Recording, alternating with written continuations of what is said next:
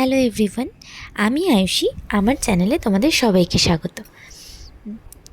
মহালয়া হতে তো আর দুদিন বাকি আছে।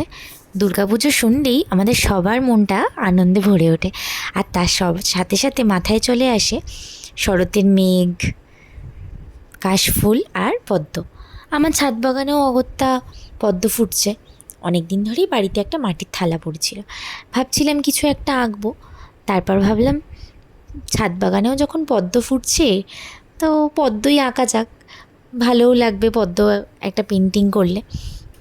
তো তারপর এক দুপুরবেলা নিয়ে বসে পড়লাম কাজটা করতে, সেটাই তোমাদের সাথে শেয়ার করছি। তোমরা অবশ্যই জানিও তোমাদের ভিডিওটা কেমন লাগলো।